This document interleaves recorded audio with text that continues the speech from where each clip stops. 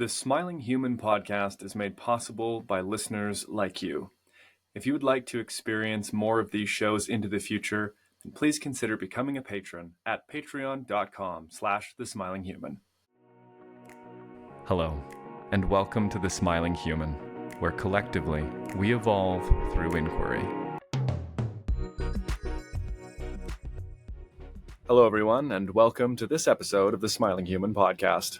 Today, I'm speaking with Hazel, a community organizer residing in the southwest desert of Utah. Her educational background is in community development and sustainability under the international studies scope.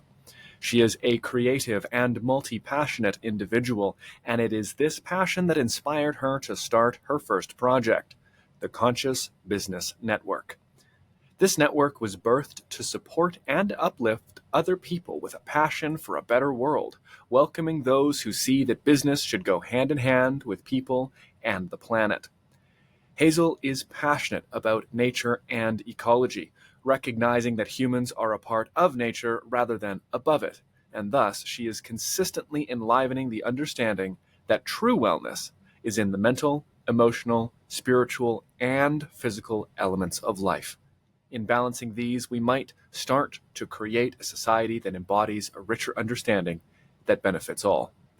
To this end, Hazel created Elemental Society, the anti-cult where they encourage you to think for yourself. In today's conversation, she and I speak to the elemental play of life and explore her own understanding of the nature of these elements and how they balance. I hope you enjoy. Fantastic. Well, Hazel, thank you so much for being here. I'm happy to have you on the Smiling Human podcast.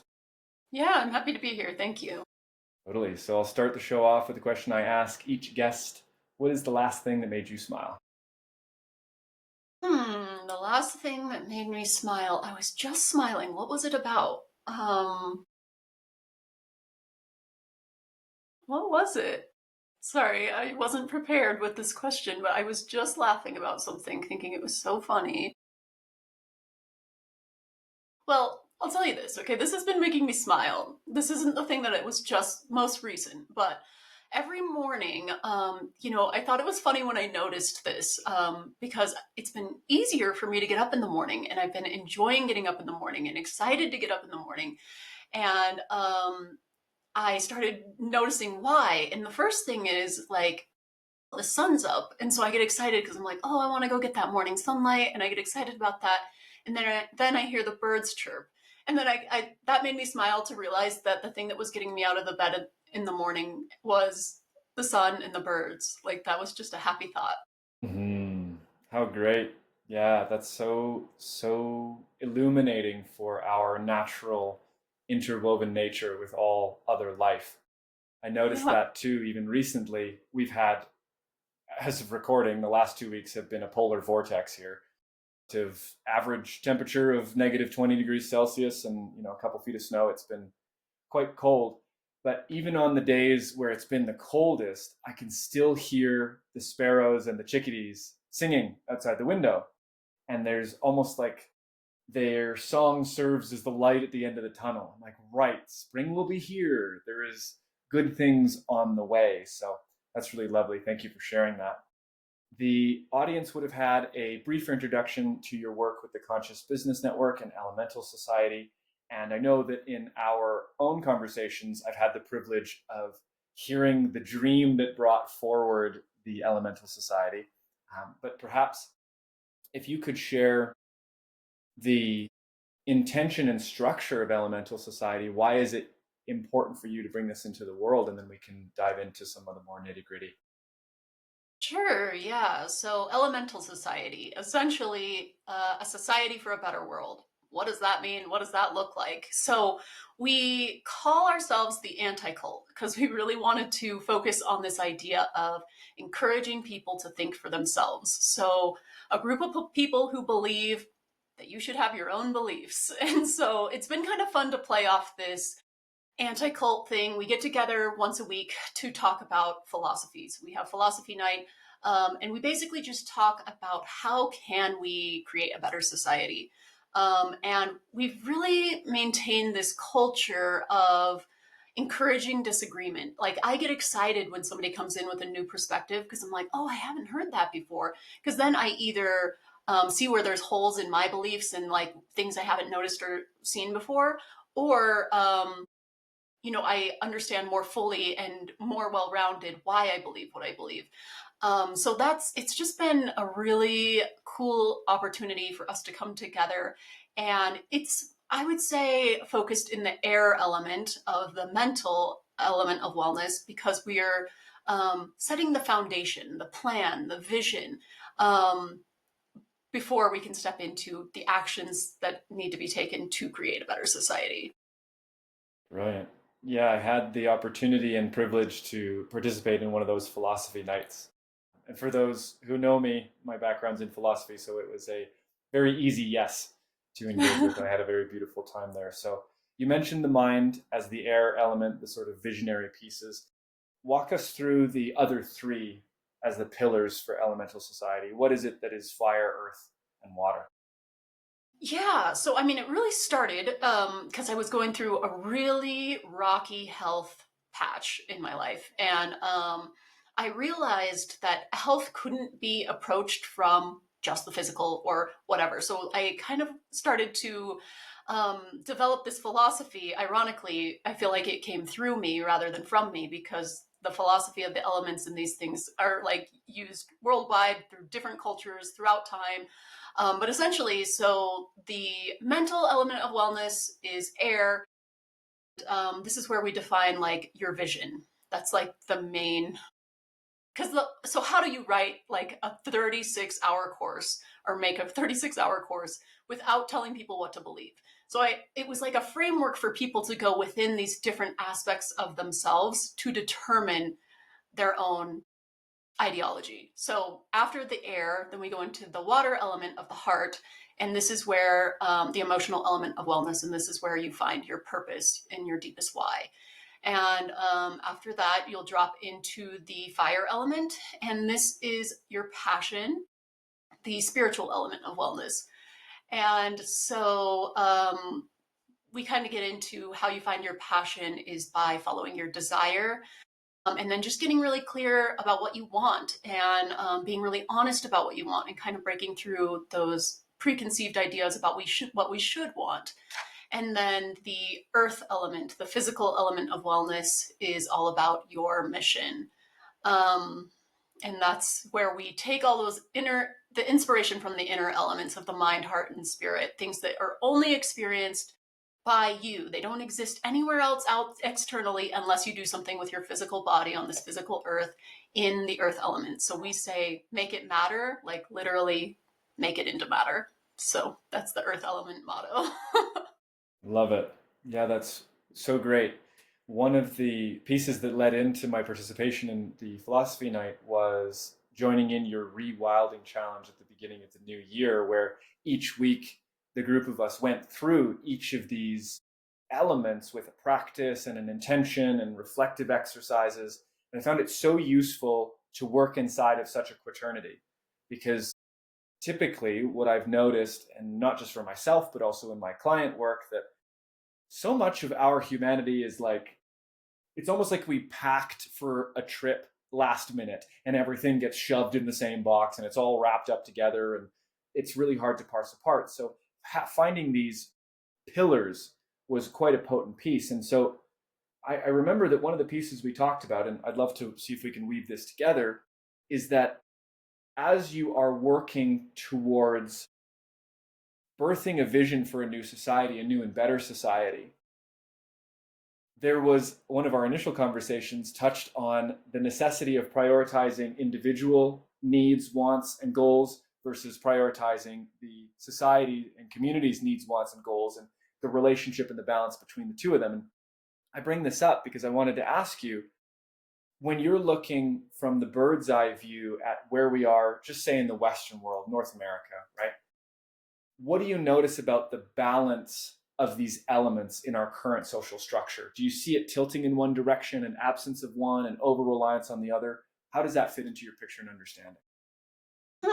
It's a good question because I think that the obvious answer that I think most people jump to is like, yes, everyone's prioritizing themselves over community.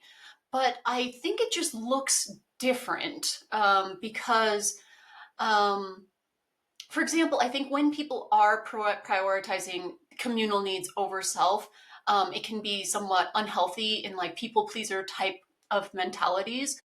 And I think that there's a way where there's a good balance between the two that's healthy. Because that's like nothing, we don't want anything to be toxic. Like if you're toxically giving towards the community, that's not going to be good. So I think that, I don't know, I think Christian ideology kind of does tie into giving to the community and being like self sacrificing and things like that, which I think there's still. I think basically there's a pretty good balance of both. I can't say that I do see it leaning one way or the other. Hmm. And in terms of the the balance of how passion, spirit, the material, and the mental are playing out. When you're speaking about the Christendom, the first thing that comes to mind is that there's a great deal of emphasis on the fire, on spirit. If we were to say, rather not just look at the individual, but look at the entirety of that influence, that there's a lot of fire, there's a lot of spirit, there's a lot of emphasis on that. And in some senses, there's almost a denial of the earth, because this denial of the body is, well, forgive me, but perhaps quintessential to a lot of modern post Renaissance Christian rhetoric, where the body is to be shunned or the source of sin or all these types of things. And I wonder how much of that somatic rejection is actually contributing to the malaise that we find inside of the other elements, the mind and the emotions of most people participating in society. What do you make of that? Yeah, I mean, it's definitely an interesting concept because I think that, yeah, the denial of the earth element, that's a really good way of putting it because, I mean, even everything down to like sexuality, like the driving force of life is like not, it's like, in general too, being revolved around spirit and the fire. Um, it's like this, it's also like a capitalization um, of the spirit. Like there's one path to spirituality, and it's this route. If you follow these rules, that's the only way. So it's also kind of in a way removing you from spirit. I mean, some people can access it through those rigid guidelines, but that's why I really emphasize this whole idea of believing that everyone determines their own beliefs, and that's good because it can like I used to just think that religious people were wrong, like, oh, you're wrong, and now I believe they are absolutely right for them in many cases, because some people need different things to access spirituality or whatever it may be, because some people need those rigid structures, some people like things to be laid out in that kind of way, and then they thrive in that kind of environment. So kind of um yeah, going off a little bit off on a tangent, but I'm kind of thinking back to this power of belief, because it's been an interesting topic to me lately. I think that this idea, because like we kind of, the funny thing about beliefs is we just kind of wake up one day and realize that we have them. Like, and then you're like, whoa, I believe that. But it doesn't mean that we don't have a choice in the matter. It's just a matter of making it conscious and recognizing it. And I think that's kind of one of the important pieces of philosophy, because it's like then you get to determine your own beliefs and ideologies and different things, and then yeah, determine if it's something that you want to believe. Like, for example, I have a belief that I've been working through, that, well, a couple, that I've kind of, because I've been focusing on this, like, beliefs really are an interesting topic. And so one of the beliefs that I have is that I'm bad at sales, or one of the beliefs that I'm working through, I should say, because I'm trying to pivot, but, and that people want to listen to me. That's a belief I'm trying to believe. because up to this point, even if it was true that people don't want to listen, I made it true because I believe that. And so I've been, just focusing on that, unmuting myself, standing up for what I believe in, speaking up, or what I want to believe in, rather, because I think that, it's empowering to realize that even though these beliefs just kind of show up, then once you recognize them, change them. Hmm. It's quite potent. There's a lot of pieces there that I think are quite relevant in respect to the goal and aim of elemental society. When we're speaking about belief, it's quite funny. We do really wake up and go, oh, I just have all of these notions that have somehow been concretized inside my mind. And I would be so bold as to say that the lack of inquiry towards our own beliefs, individually and culturally, is at the heart of so much social dissonance. That is to say, it is easier not to examine what we believe, particularly because our beliefs tend to be wrapped up in our emotions as well. And they tend to be quite evocative of that sense. And maybe they're tied into our sense of self and our persona. And it's easier to allow those to be dictated for us by culture, by media, by family, rather than taking on the full weight of responsibility to do an inventory, do an audit of beliefs, and actually test which ones fit. And this testing is an interesting domain because on the one hand, I want to say we can measure the value that a belief brings forward by the fruit of the actions it leads to. So, in your case, when you're speaking about sales and you're speaking about the desire for people to receive you in your expression, let me say this, that we can't actually believe, we can't know a lie. We can only believe a lie, right? We can only know the truth, but we can believe the truth and we can believe lies. And so, effectively, it doesn't matter what we know because whatever we're choosing to believe will be the structure upon which we shape our habits, actions, and reactions. And Yes. so, like you said, you are making it real for yourself by allowing to remain. And so, when we take this sort of bird's eye view, we take a step back and we look at, racial tensions. We look at the growing wealth disparity, inequity between all sorts of different subgroups across Western culture and across the global culture at large. I'm thinking to myself, what would happen if we all took a second and thought, what are we accepting about the world and about ourselves mentally that is perpetuating this particular structure that begets suffering? And so that's one of the pieces that came to my mind here is just the absolute necessity that we all have to take up that responsibility, to have a peek. Why is it that we believe this, and what kind of fruits are these actions, these beliefs bearing, rather? That's a really good thought to build off of because I'm thinking back to the importance of philosophy in building a better society. And that hits the nail on the head because, like, yes, our thoughts, first, our actions start as thoughts. So just like identifying, but then also like, realizing the cultural and, the programming that just like exists in the beliefs that are just kind of embedded. And I think that that's one of the important arguments for philosophy is like, um, they don't want us to think for ourselves necessarily. The people who are causing the corruption and all of the evil in the world, it's better for them if we just fall into this agenda of um, whatever they want us to do. So Compliance. yeah. Yeah, it's interesting. I feel particularly vitalized when I hear you say philosophy is necessary for a better society because when I was in university, people are like, "What are you going to do with your degree?" And I'm like, think, I suppose. But in actuality, it is quite true that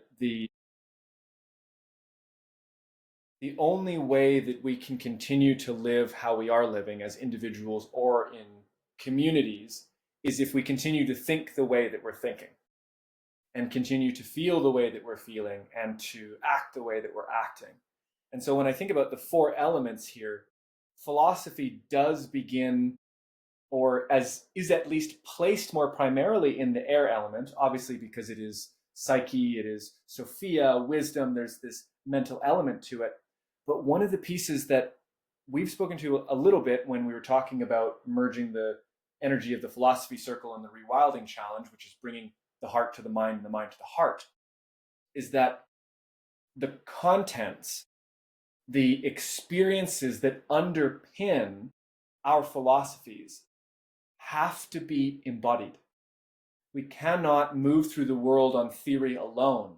And this is why when I was talking about an overemphasis on fire and an underemphasis on earth in the sort of Christian influence on Western culture, that really shakes me, because what I have come to learn through facilitation, through mentorship, coaching, my own, and also giving, and all of these different avenues of study and experience, is that our emotional body, our emotional experience, is just as real and just as meaningful, meaning rich, as any sensory experience we could have through the body or any mental epiphany that might come to us through contemplation or discourse.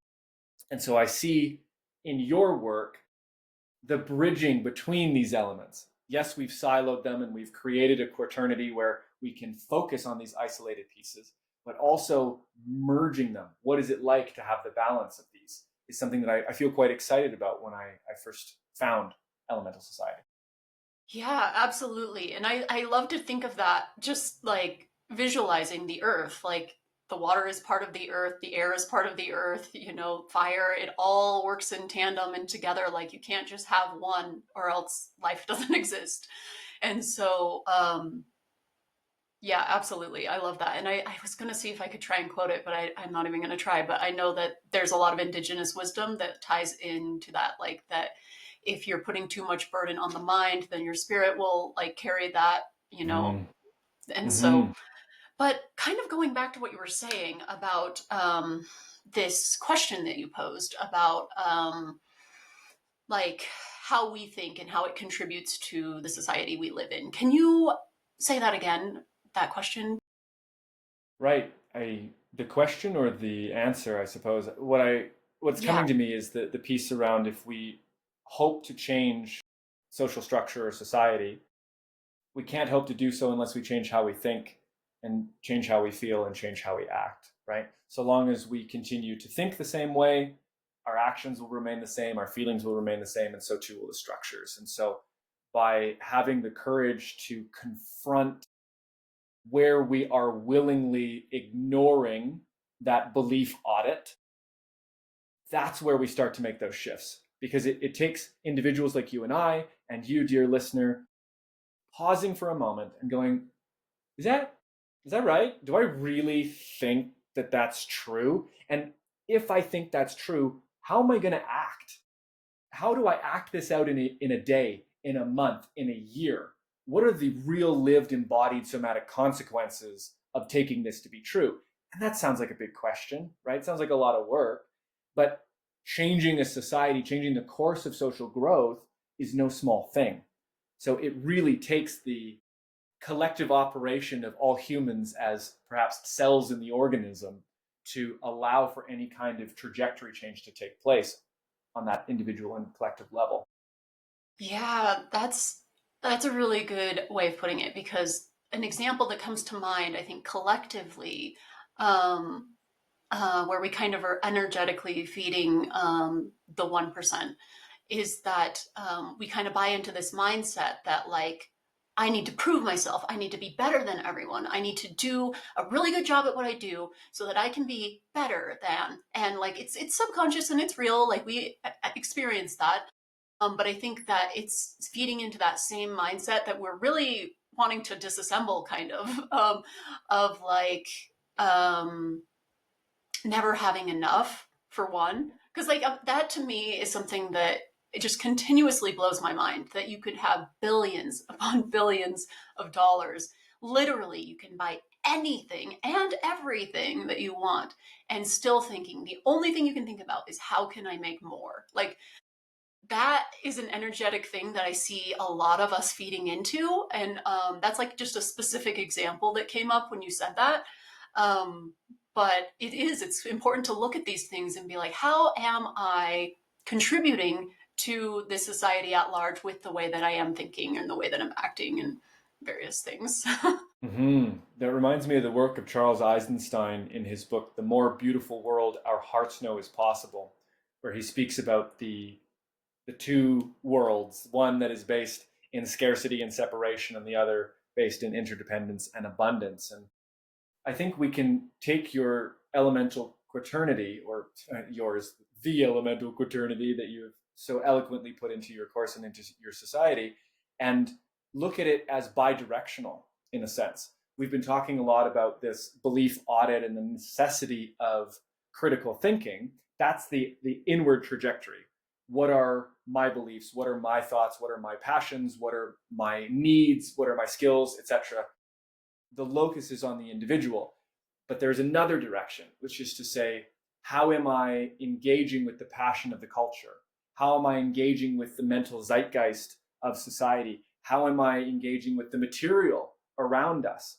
And when we start to recognize that all aspects of our humanity are necessarily reflected in the relationship we have with our environment, that scarcity falls away. This has been my experience, and I genuinely believe this, because when we're looking out at the world, at no point, I mean, unless you've drowned, and heaven forbid no one drowns, please, at least not while listening to this, there's ample air all the time, forever and ever.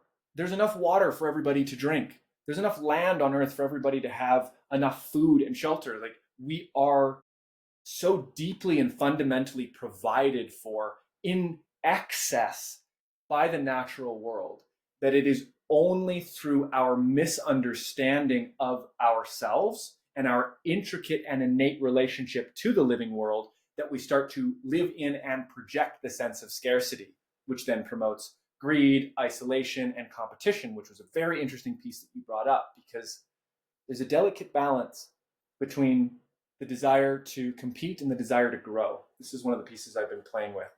And one of the quotes that comes to mind, and if someone who's listening knows who said this, go ahead and leave it in the comments, because I can't remember for darn. But your only competitor should be yourself, your yesterday self, right? Am I more open, more honest, more genuine, more compassionate, more virtuous than I was yesterday? Am I living more truthfully, more clearly aligned with my values, rather than, am I making more money than Hazel? Am I getting more followers, or et cetera, right? As soon as we project the scarcity or the need to be better than, we've already entered into an ethos that is resting on that deception of separation. And I think that that's really what is causing the quakes overall socially. We're all trying to reach across to find one another. And yet all of the signals we're getting through media is saying, oh, no, no, no, you are islands. You are islands. There's nothing between you. It's like, smells like a lie to me. Yeah. Well, I love that you say that because it's true that we are all so different. And so to compare is so it doesn't even make sense, but we all do it. But that's something that I have been thinking about as well lately. Just the idea that we literally can claim success now. Like all the things you want to do and accomplish and achieve. For what? So that you can feel what? So that you can have more time with your family, so that you can have more freedom. All these things that you can claim now, today. You can have more time by not stressing yourself out trying to get to these end goals of things. You can claim all of these things now. So the abundance is real. Like you can literally claim, um, like as long as you're working in alignment with your values now, then you can claim success now. And I think what I would encourage our listeners to do, if they haven't already have a had a peek at your website and some of your content, is reflect on these four pillars in relationship to what we're speaking to. Where am I telling myself there's lack? Where am I pushing the sense of it needs to be different? Do I want to feel differently? Do I want to have something different? Do my thoughts produce the kind of experience and belief that are leading me towards this sense of success and abundance and inner alignment? Right? It's really that audit where we own just absolute full accountability for all aspects of our experience without blame that allows us to take the first steps into making those shifts. And I love how you said everybody's so different, because it's a paradox, really, when we look out at the world, because in some sense we all share common ancestors. Most of our DNA is the same.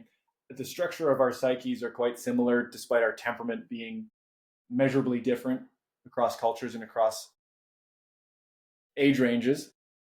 And yet, in all of this uniqueness, we're all striving to live a good life, a life that's good for us and a life that we believe is necessary, right? Or not necessary, necessarily good, that brings something of value. And the balancing of those two pieces, I think, is one other way that we can label that intersection between balancing the needs, wants, and desires of the individual and of society. It's like, that's what we're looking at, is the paradox of uniqueness and similitude in some real sense.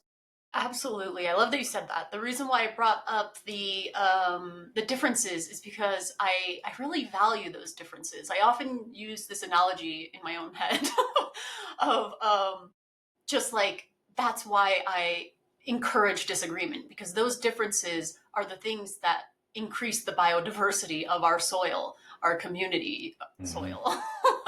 And Mm-hmm. so I have this respect for these differences, because that's why the idea of comparing to somebody else is because like I truly see like everyone has this special like little light that it cannot be compared with another. It's just, their spirit shines in their own unique little um, difference. So Mm.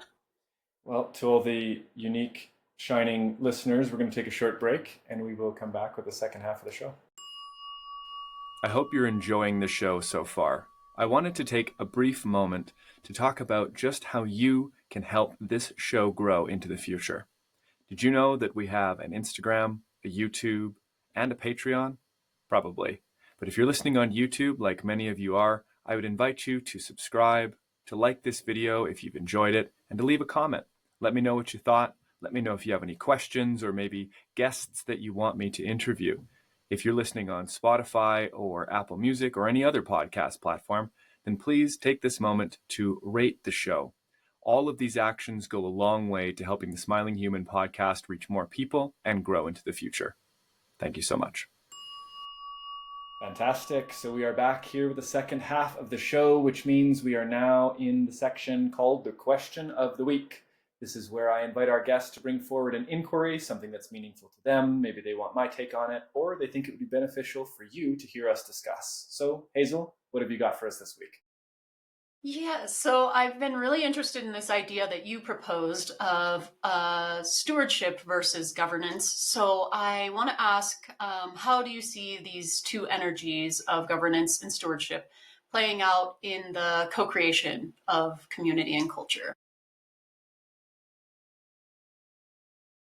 Potent energies indeed. I know we've spoken to stewardship and the shift away from the dictatorial energies of governance, which is to say that there's a leader who says how things ought to be and sets the structure forward for a group. And this can be quite a meaningful way to operate, particularly in facilitation or when there's a direct goal, if it's a hiking guide or something like this. But in the broader sense of relation, which expands out into community and therefore is the carrier of culture, stewardship for me relates a little bit differently, because stewardship is no longer about being the one to lead, but it is rather about embodying all of our responsibilities in such a way that we demonstrate, we lead by example rather than by dictate.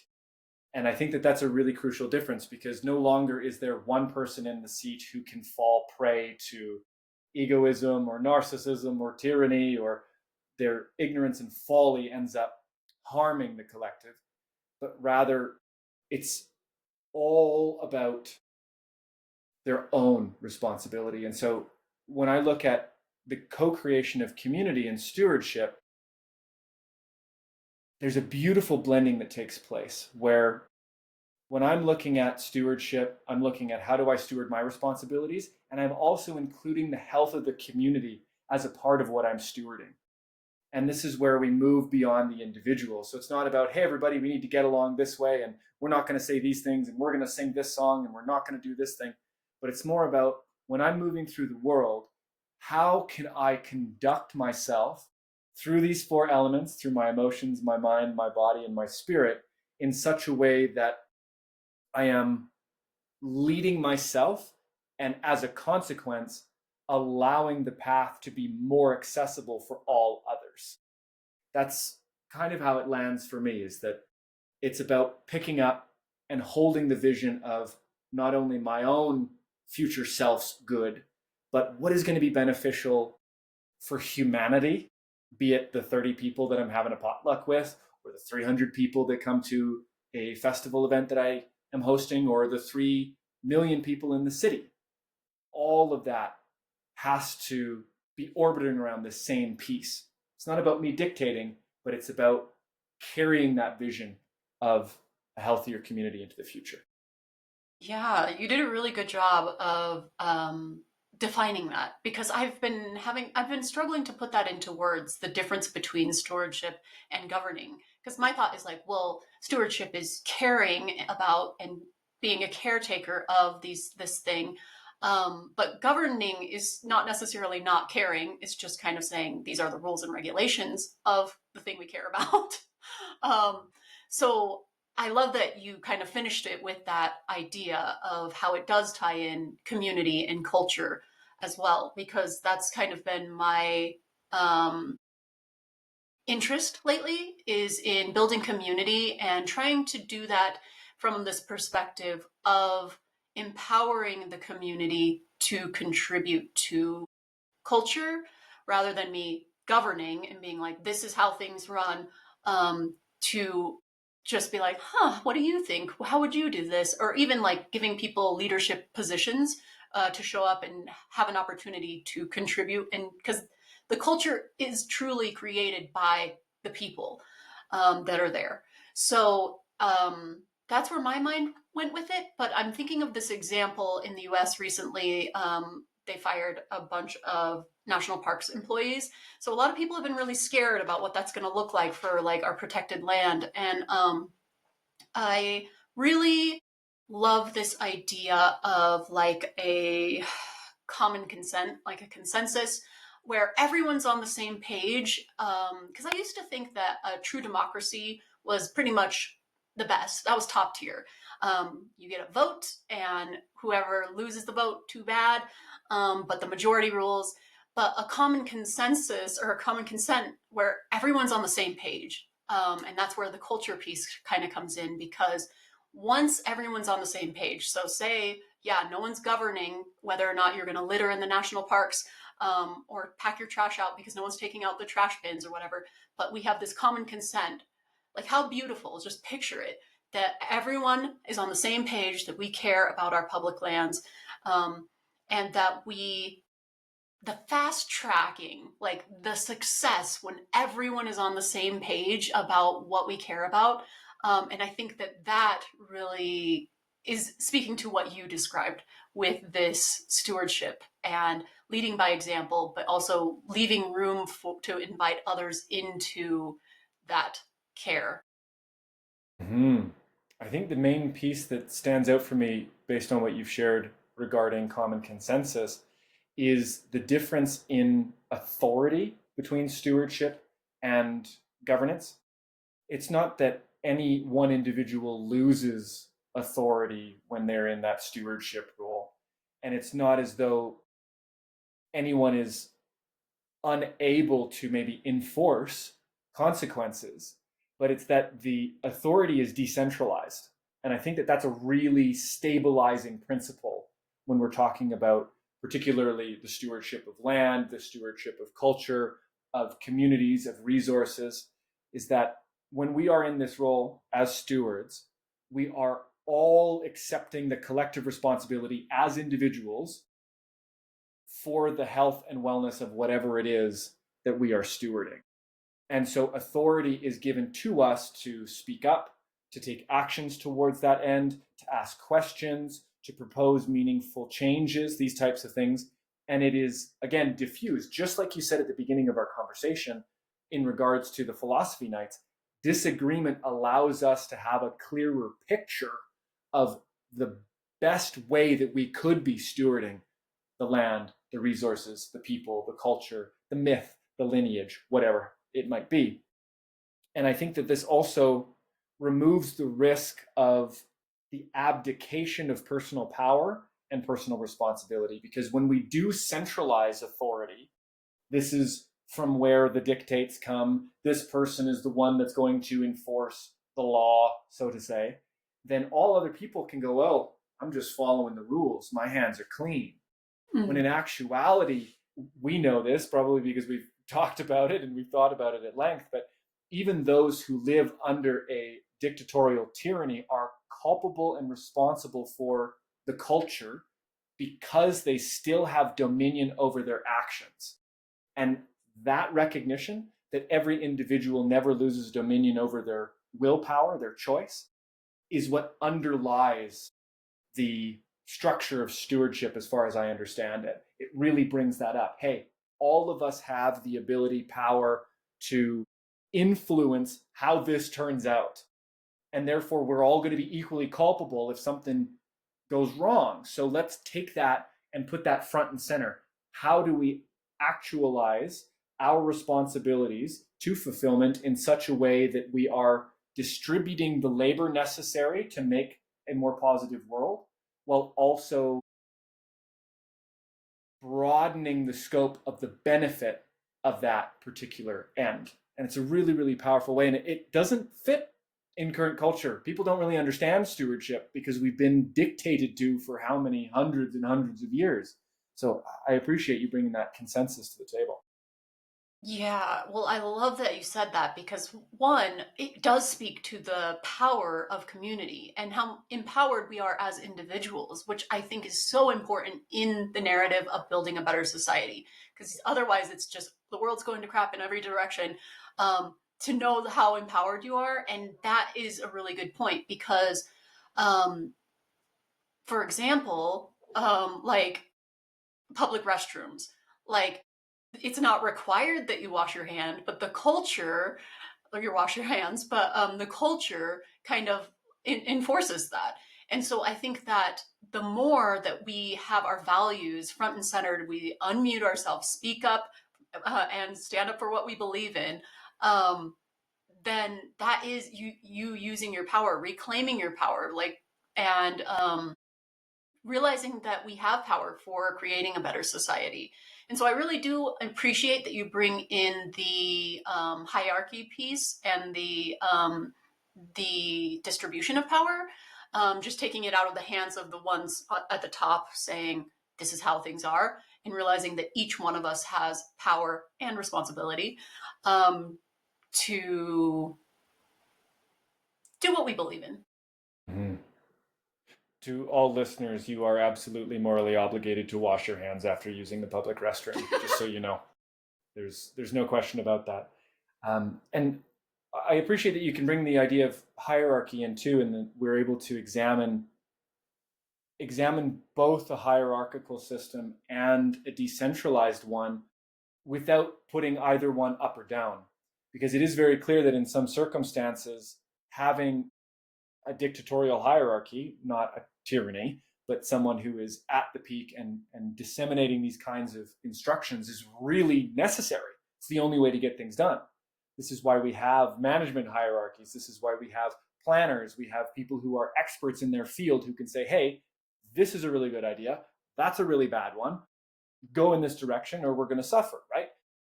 What that does, and it's kind of ironic, given what's taking place in the United States right now, is that there is this dictatorial hierarchy, this authoritarian hierarchy that's not based on competence.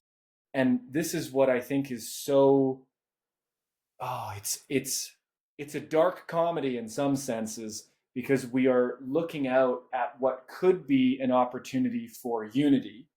How do we come together as Americans? How do we come together as Canadians?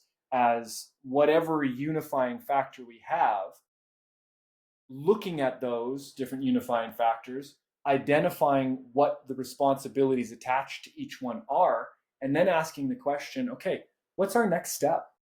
What's our next step towards collective benefit that includes earth, water, air, all of the more than human world out there, all of our non-human kin? And one of the things that I think I want to reiterate, and forgive me if this is hitting the nail again, but when we integrate the needs of all life outside of ourselves, so this is community, this is family, this is society, this is the more than human world, when we integrate the needs of life that's external to us without sacrificing our own needs, that to me is the path of wisdom. It's striking the balance. And I bring the word wisdom in because we had briefly touched at the first half on the necessity and use of philosophy for generating a better world. Well, what the hell does philosophy mean? Philosophia. It's the love of wisdom. It's the pursuit of wisdom. And we can bring this idea of wisdom not just in the air element, but what does it mean to feel wisely? Not to think oneself to be wise or to feel as though we have wisdom, but to relate to our feeling body and the feeling nature of others wisely. What does it mean to work with the material world, to engage with our resources wisely, to engage wisely with spirit and our creator? All of these pieces to me speak about integration. Taking this whole picture includes society, family, etc., all of these pieces we've touched on, and allowing those to inform why we believe what we believe, why we do what we do, why we pursue the things that we pursue, and what we ought to be doing collectively to bring forward this kind of change that we desperately need. Yeah, I love that you say that because I think that's a really good point when it comes to why we need philosophy in creating a better society. Like, there was a time, like indigenous societies, where there was a certain kind of wisdom and connection to the land and the world around us that existed, that was kind of just passed on and taught.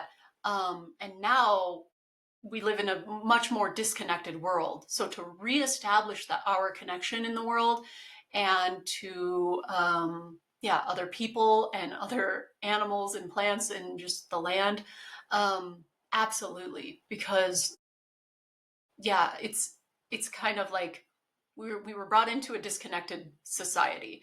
And so to reestablish that connection and bringing it back, to the wisdom piece, I think it's definitely relevant. So I really like that you brought that up. Mm. And we can find that reconnection, that reestablishing of wisdom through building a relationship with the elements, inside and out, and in their literal form.